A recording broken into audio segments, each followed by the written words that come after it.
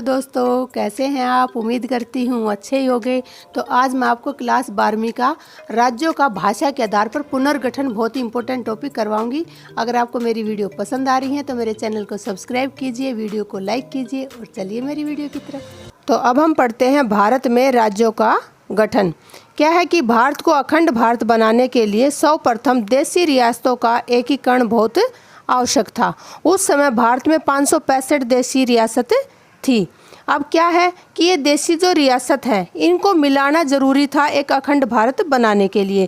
तो इस विलय में योगदान किसने दिया? देशी रियासतों के विलय में सरदार वल्लभ भाई पटेल, माउंटबेटन और वीवी मेनन ने अपना महत्वपूर्ण योगदान दिया।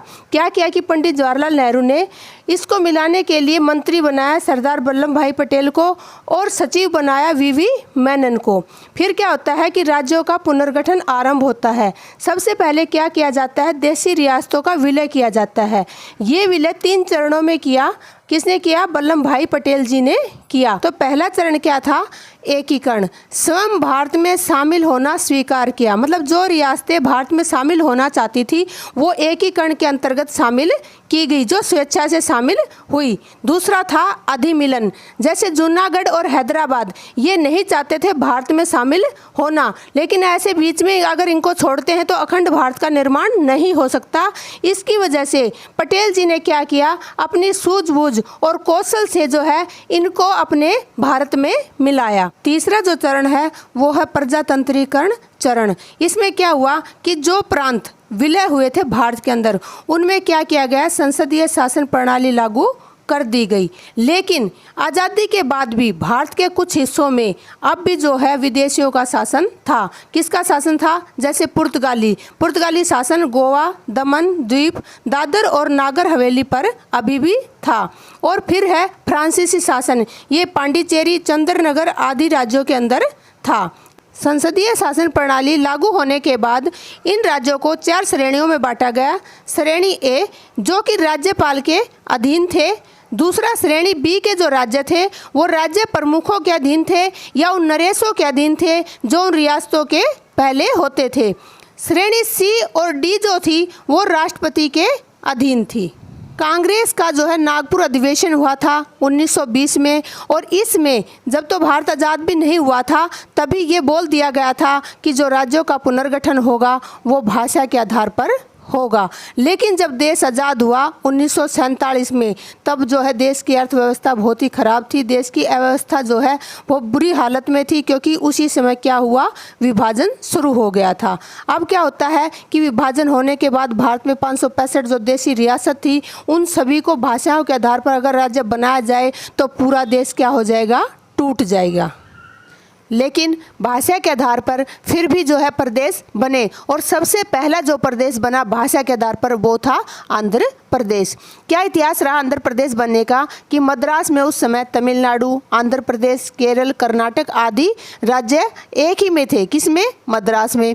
और जो तेलुगु भाषा थी वो बोली जाती थी आंध्र प्रदेश में। तो जो तेलुगु भाषाई लोग थे उन्होंने विरोध करना शुरू किया कि हम जो अलग राज्य बनाना चाहते हैं। इसके लिए क्या हुआ कि आंध्र प्रदेश को अलग प्रदेश बनवाने के लिए पोटी श्रीरामुलु भूख हड़ताल पर बैठ गए। 56 दिन बाद उनकी मृत्यु हो गई। क्या हुआ कि ये हड़ताल पे बैठने के बाद 56 दिन के बाद इनकी मृत्यु हो गई, और उनकी मृत्यु होने के बाद जो है देश के अंदर हिंसक घटनाएं जो है बहुत सारी होने लगी। और इन हिंसक घटनाओं को देखते हुए नेहरू जी ने क्या किया? इनकी मांग को मान लिया और 1952 में आंध्र प्रदेश अलग राज्य बना। लेकिन भारत की एकता को बनाए रखने के लिए राज्यों का पुनर्गठन करना आवश्यक था। राज्यों का पुनर्गठन करने के लिए शुरुआत की राज्य पुनर्गठन आयोग से। ये 1953 में बना। इसके जो अध्यक्ष थे वो थे फैजल अली खान। ठीक है, इसने क्या सिफारिश की? इसने 2 श्रेणियां राज्य और केंद्र शासित प्रदेश का सुझाव दिया। मैंने आपको पहले बताया था कि राज्यों को ए बी सी डी 4 श्रेणियों में बांटा गया, लेकिन इस आयोग ने क्या सुझाव दिया कि राज्य और केंद्र सिर्फ 2 ही श्रेणियां बनाई जाएं। राज्य सीमा मूल्यांकन भाषा आधार पर हो। जितने भी राज्य बनाए जाएं उनका जो सीमाएं हैं वो किस आधार पर बने? भाषा के आधार पर बनाई जाएं। फिर जो है ये तो सुझाव दिया 1953 में जो आयोग बना राज्य पुनर्गठन आयोग। लेकिन 1956 में जो बनाए थे, सुझाव जो दिए थे, वो कानून के रूप में इम्प्लीमेंट हुए राज्य पुनर्गठन अधिनियम के तहत। अतः राज्य पुनर्गठन अधिनियम 1956 के तहत भारत में 14 राज्य और 6 केंद्र शासित प्रदेश बनाए गए, जो कि भाषा के आधार पर बनाए गए। लेकिन क्या है कि इसके बाद 14 राज्यों से काम चलने वाला नहीं था। भारत इतना बड़ा देश था, जगह जगह अलग अलग भाषाएं बोली जाती थी। तो इसके बाद क्या होता है कि अनेक जगह जो है भाषा के आधार पर और मांगे उठने लगी और राज्यों की जो है डिमांड की जाने लगी। तो 1960 में इसी आधार पर बम्बई को 2 भागों में बांटा गया। किसमें? गुजरात और महाराष्ट्र, ये 2 राज्य बना दिए गए। फिर 1961 में क्या हुआ? फ्रांसीसी और पुर्तगाली के अधीन भारतीय क्षेत्रों को मुक्त करवाया गया और संघीय क्षेत्र में मिला लिया गया। जो मैंने आपको बताए थे कि कुछ फ्रांसीसी और पुर्तगालियों ने कुछ जगह अब भी अपने अधीन कर रखी थी, वो 1961 में मुक्त करवाई गई और उन्हें संघीय क्षेत्रों में मिलाया गया। फिर क्या होता है कि 61 के बाद 63 में नागालैंड राज्य, जो कि असम राज्य का एक हिस्सा था, उसे 16वां राज्य बनाया गया। ठीक है। उसके बाद क्या होता है कि 1966 में पंजाबी और हरियाणवी के अंदर विरोध हुआ और पंजाब के अंदर जो है पंजाब, हरियाणा और चंडीगढ़ 3 जगह बनाई गई। पंजाब जो है राज्य बना, हरियाणा राज्य बना और चंडीगढ़ को जो है दोनों की राजधानी बनाकर केंद्र शासित प्रदेश बनाया गया। 1969 में क्या हुआ कि मद्रास का नाम बदलकर तमिलनाडु तमिल भाषा के आधार पर रखा गया। क्यों रखा गया? ताकि जो है लोग खुश हों कि हमारी भाषा के नाम पर हमारे राज्य का नाम रखा गया और देश की एकता जो है बनी रह सके। 1970 में क्या होता है कि असम को भी 2 भागों में बांटा गया।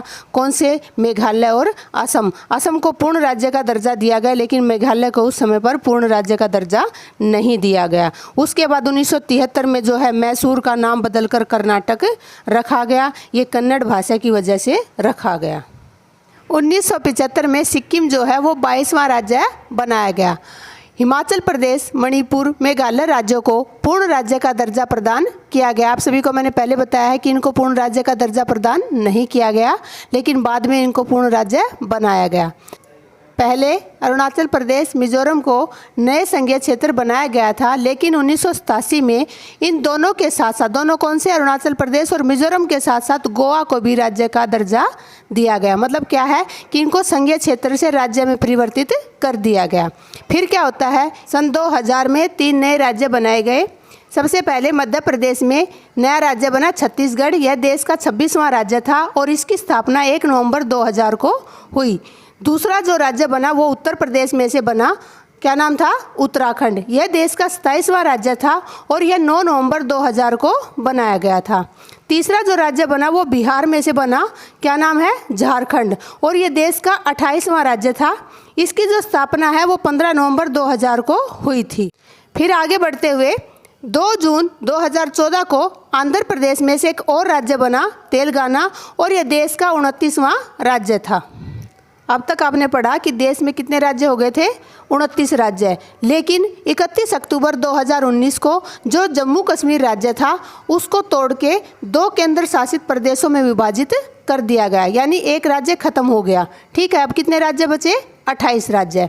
जम्मू कश्मीर को क्या है कि लद्दाख और जम्मू कश्मीर 2 केंद्र शासित प्रदेशों में बांट दिया गया। अब देखिए, इसमें संविधान में हिंदी सहित 21 भाषाओं को अनुसूची में शामिल किया गया। अनुसूची क्या होती? मैंने आपको बताया था कि जो एग्जाम होते हैं या कोई भी कार्य है वो आप जो है इन 21 भाषाओं में कर सकते हैं। उसके बाद देश की सभी भाषाओं को समान, इनके अलावा जितनी भी भाषाएं हैं उन सभी भाषाओं को समान सम्मान दिया गया है। हिंदी को क्या बनाया गया है? राजभाषा बनाया गया है, लेकिन अंग्रेजी को भी राजकीय कार्यों में जो है चाल चलन की भाषा रखा गया है। अब फिलहाल जो है वर्तमान के अंदर भारत में 28 राज्य और 8 केंद्र शासित प्रदेश हैं। थैंक यू मेरी वीडियो देखने के लिए। अगर आपको मेरी वीडियो पसंद आ रही है तो मेरे चैनल को सब्सक्राइब कीजिए, वीडियो को लाइक कीजिए। मिलती हूँ अगली वीडियो में। Bye bye, take care.